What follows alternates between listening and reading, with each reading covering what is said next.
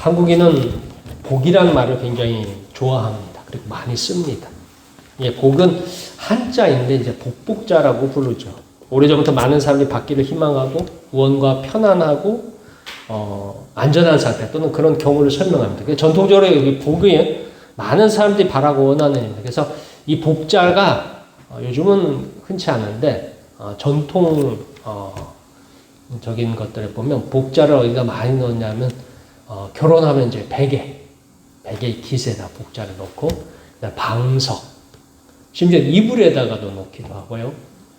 우리 그 옛날 한복 같은 경우는 아예 복자를 갖다 디자인을 해가지고 복자를 넣어서 그렇게 한복을 짜서 입기도 합니다. 그래서 인사 중에도 새해 뭐 많이 받으세요? 예, 복 많이 받으세요. 뭐 이런 인사도 있고요. 이 복자를 쓰는 것 중에는 우리 기독교에는 잘 안 하지만 제사를 드리는 가정에서는 제사를 드릴 적에 거기서 사용한 술을 이렇게 마시는 건데 그걸 음복이라고 부릅니다. 그래서 복을 마신다 뭐 이런 뜻을 가지고 사용할 정도로 이 한국인에게는 이 복이라는 단어가 굉장히 익숙하고 좋아하고 어떻게 보면 사랑하는 단어 같습니다. 그래서 우리 성경을 성경을 구성할 때도 앞에 뭐라고 불러요? 복음 이렇게 부르잖아요. 복이 있는 소식이다 막 이랬습니다. 오늘 성경에서는 복이 있나니라는 말로 표현하고 있습니다. 예수님께서 세상에 처음 오셔서 하신 이런 말씀을 하셨습니다. 회개하라 천국이 가까이 왔느니라 는 말씀으로 이 천국 복음을 전파하셨습니다. 이 천국을 알리는 소식을 복음이라고 부릅니다. 그렇다면 천국은 어떤 사람에게 열려 있고 어떤 사람에게 주어진 장소일까요? 예수님께서 회개하라 천국이 가까이 왔다 하고 말씀하셨어요. 근데 그 천국이 우리가 들어갈 수 있느냐 없느냐를 오늘 성경은 이야기하고 있습니다. 오늘 말씀을 통해서 천국을 소유한 모두가 되시기를 축원합니다. 아멘. 예수님은 세례 요한이 잡히고 나서 이제 활동을 시작하십니다. 그래서 마태복음 4장 12절에서 요한이 잡혔음을 들으시고 갈릴리로 물러가셨다가로 나오면서 예수님의 공식적인 활동을 알립니다. 그 수많은 사람이 예수님을 찾아서 나옵니다. 그 나온 사람들에게 오늘 성경은 가르치십니다. 우리 다 함께 1절에서 2절까지 말씀 함께 읽겠습니다. 1절과 2절 말씀 함께 읽겠습니다. 시작. 예수께서 무리를 모시고 산에 올라가 앉으시니 제자들이 나온지라 입을 열어 가르쳐 이르시되. 자, 당장 예수님의 기적은 많은 사람들의 관심사가 되었습니다. 그래서 우리도 이게 목포에 살면은 병원을 갈 적에 어느 병원이 잘한다 하면 어떻게 사람들이 몰리죠. 예수님 시대 예수님이 이제 의사였어요. 그래서 많은 질병이 있었던 사람들이 예수님을 막 찾아 나왔습니다. 왜요? 예수님께 가서 예수님을 만나기만 하면 어땠어요? 고침을 받았어요. 그리고 여러 가지 장애를 가진 사람들 예수님을 찾아왔어요. 세상에서 버림받은 사람들이 마지막 희망을 품고서 예수님을 찾았습니다. 그리고 그들은 예수님께 최소한의 고침을 받거나 위로를 얻거나 소망을 발견했습니다. 그리고 이렇게 모인 사람들을 가리켜서 성경은 무리라고 부릅니다. 무리. 이들의 특징은 그냥 바람에 날려가는 겨와 같습니다. 그래서 좋은 바람에 날려서 많이 모이기도 하고요. 또 나쁜 바람에 순식간에 사라지기도 합니다. 이들은 예수님의 편에 서기도 했고 힘 있는 권력자의 편에 서기도 합니다. 그래서 예수님이 고난주간 이제 예루살렘 마지막에 들어가서 입성하실 적에는 이 많은 무리들이 예수님의 편에 섰어요. 근데 한 이틀 지나고 나서 예수님 반대편에 서가지고 예수님을 십자가에 못 박으라 하기도 합니다. 예수님이 이런 사람들이 변하기를 원하십니다. 어떻게 변하느냐? 무리에서 제자로 변하기를 원하세요. 그리고 무리에서 천국 백성이 되기를 원하십니다. 그래서 오늘도 예수님은 가르치십니다. 이 예수님의 가르침은 예수님만 특별히 한 건 아니에요. 이 시절에는 많은 이 랍비들, 바리새인들 이런 분들도 사람 제자들을 모아서 가르쳤어요. 그래서 우리가 성경에 나오는 그 유명한 사도 바울도 가말리엘 문화에서 제자로서 수학을 해서 배웠습니다. 그리고 예수님에게 세례를 줬던 세례 요한도 많은 사람들을 불러서 그들을 가르쳤습니다. 회개의 세례를 받으러 나온 사람들을 가르칩니다. 그래서 성경에도 그 내용들이 있습니다. 우리 다 함께 누가복음 3장 10절에서 14절까지 말씀 찾아서 읽겠습니다. 무리가 물어 이르되 그러면 우리가 무엇을 하리이까? 대답하여 이르되 옷 두 벌 있는 자는 옷 없는 자에게 나누어 줄 것이요 먹을 것이 있는 자도 그렇게 할 것이니라 하고 세리들도 세례를 받고자 하여 와서 이르되 선생이여 우리는 무엇을 하리이까 하매 이르되 부가된 것 외에는 거두지 말라 하고 군인들도 물어 이르되 우리가 무엇을 하리이까 하매 이르되 사람 위에서 강탈하지 말며 거짓으로 고발하지 말고 반년 금류를 족한 줄로 알라 하니라. 아멘. 자, 세례를 받으러, 세례 요한은 자기에게 세례를 받으러, 회개의 세례를 받으러 온 사람들에게 너희가 어떻게 살 것이냐라는 것을 가르쳤어요.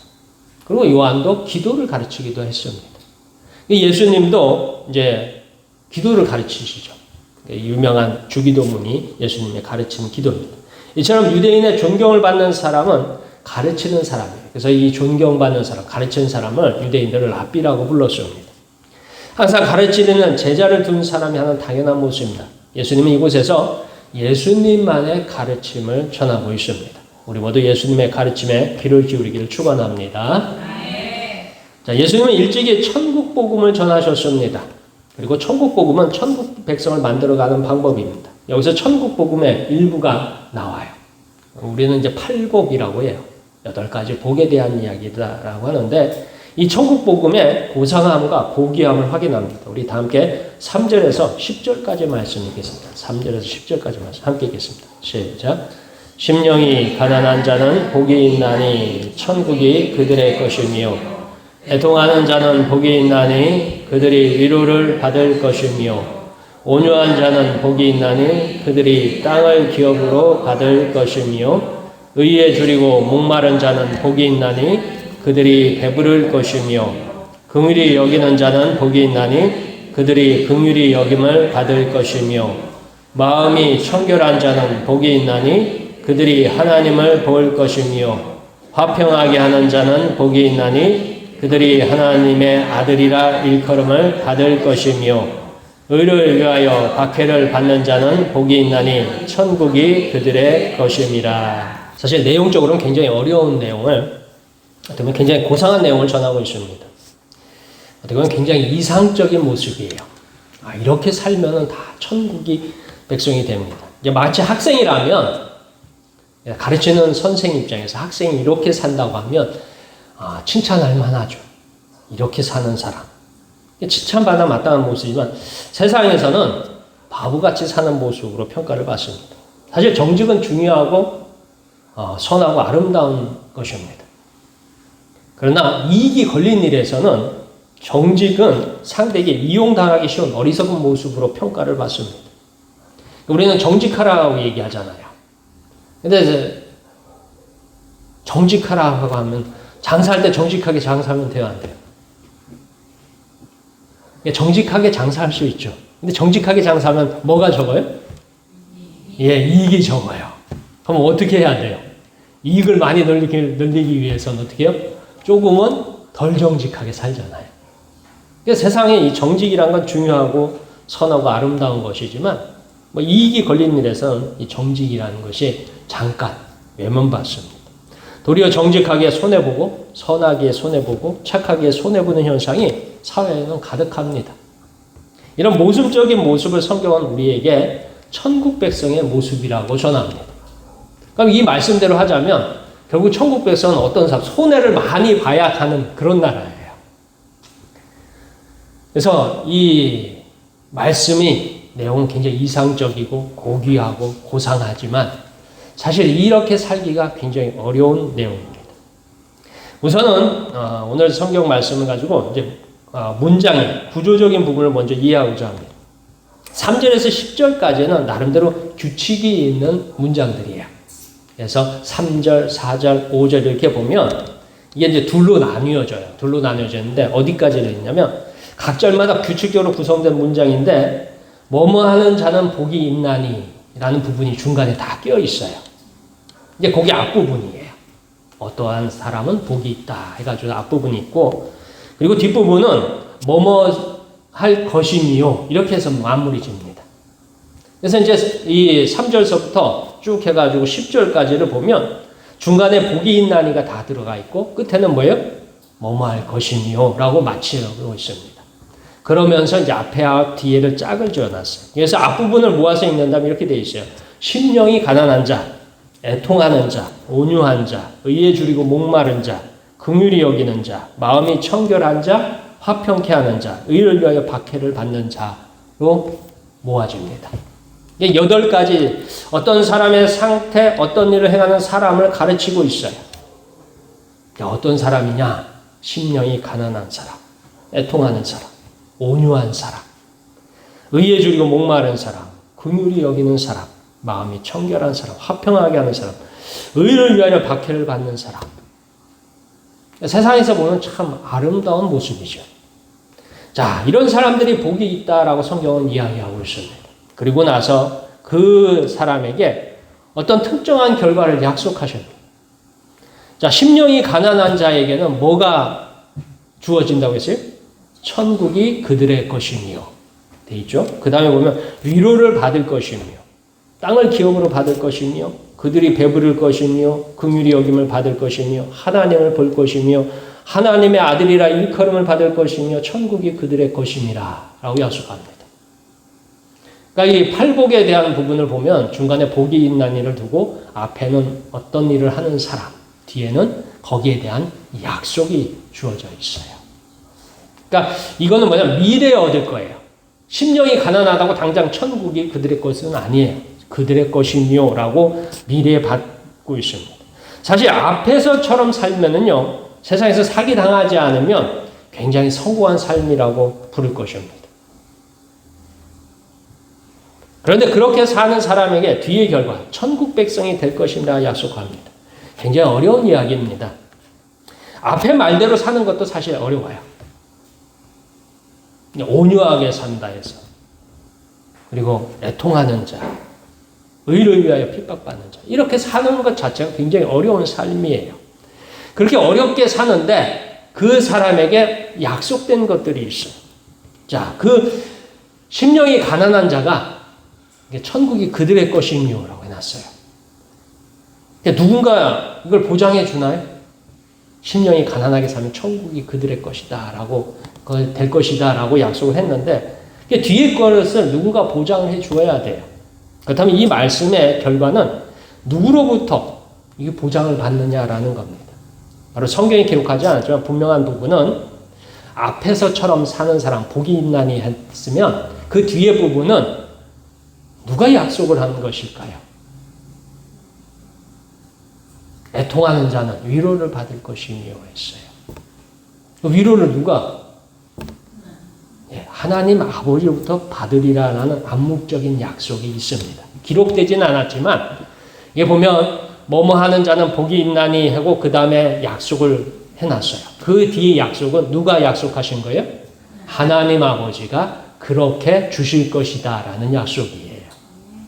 아무튼 중간에 하나님 아버지가 그렇게 약속, 하나님부터 그들 받으리라 라는 성경 말씀은 없지만 그런 어떤 암묵적인 약속이 있습니다. 비록 기록하지는 않지만 예수님의 말씀처럼 앞부분의 삶을 사는 제자들에게 하나님 아버지는 뒷부분의 약속을 완성할 것이다 라는 그런 설명입니다. 자, 이렇게 사는 사람이 천국 백성이 합당한 사람입니다. 그리고 하나님 아버지는 이런 사람들에게 3절과 10절에서 천국이 저희 것이며 라고 합니다. 그러니까 이 3절부터 10절의 팔복은 시작은 천국으로 시작해서 마지막을 어떻게 끝내요? 천국으로 맞춰요. 그러니까 천국 백성이 되는 방법이 뭐냐 했을 적에 팔복에 나오는 말씀처럼 그렇게 어떻게 해요? 살면 돼요. 그렇게 살면 됩니다. 예수님의 가르침은 우리로 하여금, 제자들로 하여금 어떤 삶을 살 것인가를 설명하고 이렇게 사는 사람에게 주어진 결과는 천국입니다. 우리가 예수 믿어서 어떻게 살 것이냐? 어떻게 살아야 천국의 백성이 되느냐? 물론 우리가 예수를 믿으면서 하나님의 자녀가 되는 권세를 얻는데 그러면 어떻게 살아야 되느냐 하나님의 자녀는 했을 적에 이 팔복에 나오는 8가지 삶의 태도를 우리에게 요구하고 있습니다. 수많은 사람들이 무리를 이루어서 예수님을 따르고 있습니다. 오늘날도요, 교회 안에 무리가 의외로 많이 있어요. 우리 교회 같이 이렇게 작은 교회는 무리를 지가 없는데, 큰 교회에 가면 무리가 많아요. 왜요? 와가지고 그냥 나는 이것도 하고 싫고 저것도 하기 싫고 하니까 뭐예요? 그냥 말씀만 듣고서 은혜만 받고 가겠다 하는 사람들이 있어요. 그 사람들이 오늘 성경에 나오는 무리예요. 예수님께 나와서 예수님한테 뭐예요? 치료받고 위로받고 은혜받고 어떻게 했어요? 결국 중요한 순간에 어떻게 해요? 다 도망가 버렸어요. 그러니까 예수님 시대에도 무리가 있듯이 오늘날 시대에도 무리가 있어요. 예수님은 어떻게 하길 바랬냐? 무리에서 제자가 되길 원하셨고 무리에서 천국 백성이 되기를 원하셨어요. 예수님께서 보여줄 천국은 상당히 고상하고 고귀한 가치를 가지고 있습니다. 그리고 그렇게 살기를 원하십니다. 그리고 그런 삶을 사는 사람에게 복이 있다고 말씀하십니다. 우리 모두 복 있는 삶 살기를 축원합니다. 자, 예수님께서 이렇게 살 수 있는 사람에게 하늘의 상이 크다 하셨습니다. 자, 이 8가지의 상, 심령이 가난한 적 대신 8가지 삶의 상이 크다 하셨어요. 그렇다면 얼마나 많은 사람들이 이렇게 살 수 있을까요? 여기에서 우리는 자신의 한계를 분명하게 알게 됩니다. 우리 다 함께 11절에서부터 12절까지 말씀 읽겠습니다. 11절에서 12절까지 말씀 함께 읽겠습니다. 시작. 나로 말미암아 너희를 욕하고 박해하고 거짓으로 너희를 거슬러 모든 악한 말을 할 때에는 너희에게 복이 있나니 기뻐하고 즐거워하라. 하늘에서 너희의 상이 큼이라. 너희 전에 있던 선지자들도 이같이 박해하였느니라. 앞에 8가지 복은 하나님의 자녀, 천국 백성이 해야 될 삶의 자기가 이루어가야 할 삶의 모습이에요.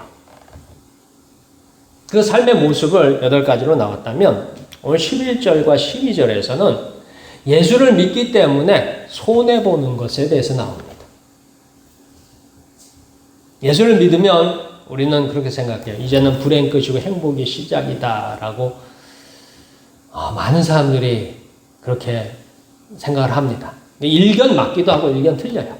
맞는 이유는 왜 맞냐면 왜냐하면 영적인 권세에서 세상의 악한 영의 권세, 죄의 권세에서 하나님의 자녀로 옮겨졌어요. 그래서 그에게는 뭐예요? 영적인 권세에서는 불행 끝이고 행복 시작입니다. 근데 또 하나님은 이렇게 하나님의 예수를 믿기 시작하면 또 하나님도 그냥 가만히 두지는 않으세요. 우리 권사님들, 주사님 다 아시겠지만 예수 믿어가지고 기도 제목이 끊어진 적이 있으세요? 난 예수 믿고 시작해가지고서 막 처음에 열심히 기도했는데 어느 날부터 이제 더 이상 기도할 제목이 없더라 하시는 분 계셔요?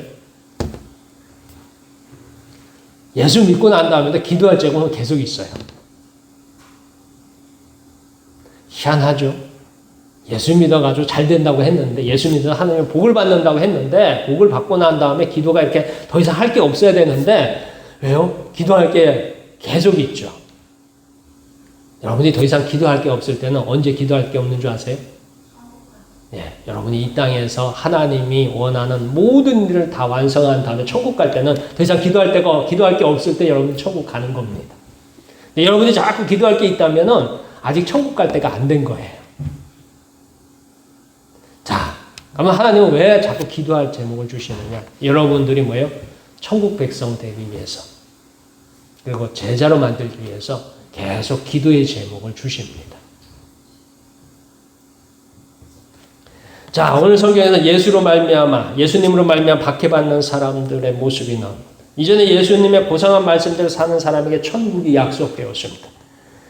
사실 예수님의 말씀대로 사는 것은 정말로 어렵습니다.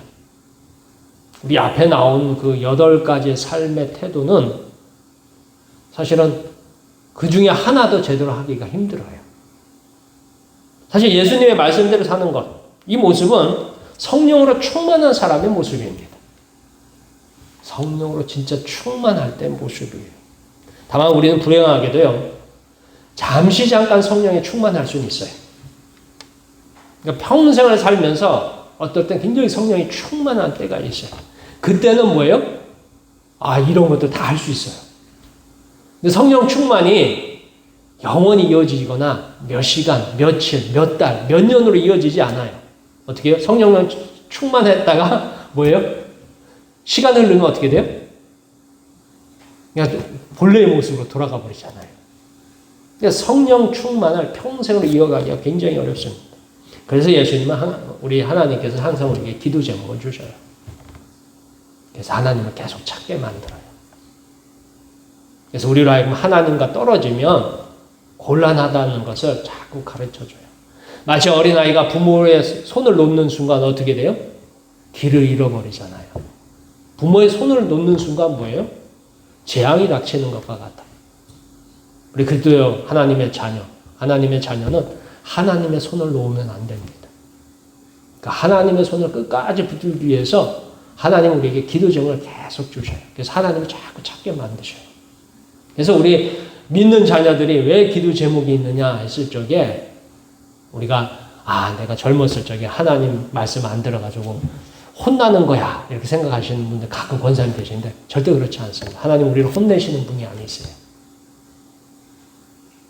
여러분들의 자녀들이 사는 모습을 보면서 그 자녀들을 맨날 혼내는 부모가 있나요? 그 자녀들의 안타까운 모습을 보면서 도와주고자 하고 그 자녀들을 위해서 안타까워하고 그 자녀들을 위해서 마음을 쓰고 그 자녀를 위해서 기도하고 하지. 여러분들 그 자녀들이 내 어렸을 적에 나를 그렇게 고생시켜가지고서 태어날 때부터 고생시키고 키우면서 고생시켰으니까 에이 고소마다 하시는 부모 있어요? 그런 부모 없잖아요. 하나님도 같습니다. 여러분들이 세상에서 여러 가지 기도 제목 때문에 고민하고 고통스러워 괴로워하는 이유는 하나님께서 여러분의 손을, 여러분이 하나님의 손을 놓지 말라고 자꾸 부르시는 줄 믿으시길 축원합니다. 오늘 앞에 있는 8가지 팔복의 모습은 우린 예수님의 말씀을 목표로 살아야 하는 모습입니다. 물론 이렇게 사는 게 굉장히 어려워요. 그러나 이렇게 사는 것이 예수님이 원하시는 모습입니다. 다음으로 천국에 합당한 사람들이 있습니다. 바로 11절, 12절의 말씀. 예수님 때문에 고난당하는 사람입니다. 예수님과 관계했던 수많은 사람들이 겪을 고난을 설명하십니다. 오늘 예수님을 전하는 복음을 듣고 세상을 누비는 천국 백성들이 가득합니다. 예수님께서 세상에 오셔서 온갖 고난과 멸시를 당하시고 심지어 십자가에 죽으신 후에 부활하십니다. 이 사실을, 이 복음을 전하는 사람에게도 예수님처럼 박해와 고난이 찾아옵니다. 그때마다 우린 예수님의 약속을 기억할 필요가 있습니다. 자, 우리가 겪는 고난은 처음이 아닙니다. 왜냐하면 구약성경에 많은 선지자들이 고난을 경험했어요. 하나님의 말씀대로 살고 하나님의 말씀을 전했다는 이유로 고난과 박해를 받습니다. 그렇게 우리는 앞에 놓인 십자가가 무엇인지 확인합니다. 사실 예수님을 전하는 일은요, 지금 한국에서는 너무도 평화롭고 안전합니다. 한때는 복음을 전할 때 굉장히 많은 핍박이 있었어요. 근데 요즘은 복음 전한다고 해서 핍박받을 일은 별로 없어요. 좀 불편하기도 하고 때로는 뭐냐면 좀 여러 가지 오늘날 좀 부끄러울 정도로 기독교가 상당히 좀 문제가 많이 있었어요. 근데 지금도 세계 어느 곳에는 예수님을 말하는 것으로 생명의 위협을 감당해야 하는 곳도 있습니다. 정말로 위험한 것은 예수님의 예자도 꺼내지 못하고 믿는 곳조차 숨겨야 하는 것도 분명히 있습니다. 그래서 예수님을 믿는 사람에게 예수님은 자기의 생명을 걸어야 하는 위험한 일, 위태로운 일입니다. 그럼에도 구약 성경에서 고통받는 선지자들은 하나님께서 천국을 부르셨습니다. 자, 이제 동일한 고난을 당할 때, 어려움을 걸 때 우리에게 천국 백성이 됩니다. 이유는 하나님께서 그렇게 정하셨어요. 오늘 성경에도 하나님께서 어떻게 해요? 기뻐하라 즐거워라 하늘에서 너희 상이 큼이라 라고 약속하고 있습니다. 자, 여기서 이제 문제가 생깁니다. 어떤 문제냐면 하나님의 살아계심과 역사하심을 믿으면, 하나님을 믿으면 끝까지 자기의 자리를 지킵니다. 하나님을 믿으면. 반대로 의심한다면 어떻게 될까요? 흔들리고 복음을 거부하고 떠날 것입니다. 그래서 고난은 우리에게 두 가지를 요구해요. 하나는 하나님의 손을 꽉 잡으라는 하나님의 요청이지만, 다른 하나는 우리의 믿음이 진짜인지 가짜인지를 확인시키는 과정이에요.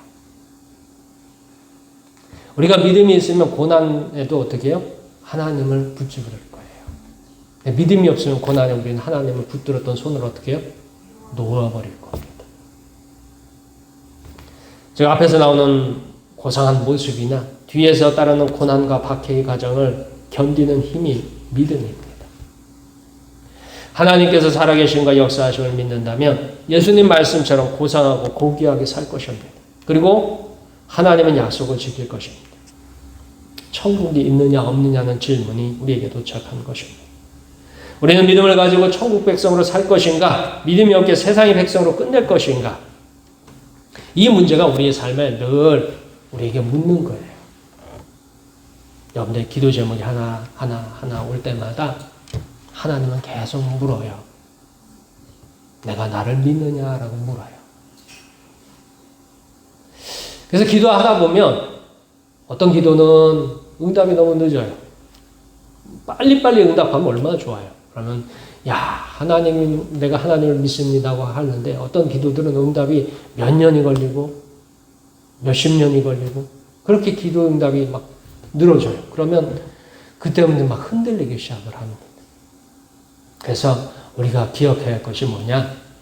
앞에 받았던 은혜를 찾는 거예요. 은혜를 기억하면은 믿음이 생겨납니다. 근데 그 은혜를 기억하지 못한 사람은 다 뭐예요?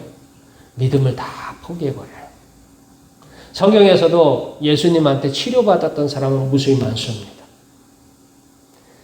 예수님이 자기에게 오는 모든 병자들을 다 고쳤다고 해요. 그리고 자기를 찾아왔던 모든 장애인들을 다 고쳤어요. 심지어 죽은 사람도 살리셨어요. 근데 그들이 예수님께서 십자가에 달리실 적에 다 어디로 갔느냐 하는 거예요. 12 제자들조차도 다 도망을 가버렸어요. 그들이 다 도망을 가버렸습니다. 왜요? 받았던 은혜를 까먹었기 때문이에요.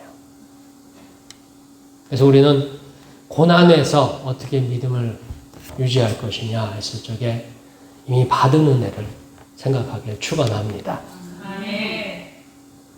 우리는 믿음을 가지고 천국 백성으로 사는 남은 3일 되시길 주 이름으로 축원합니다. 우리는 믿음으로 말씀대로 사는 천국 백성 되기를 축원합니다. 기도하겠습니다.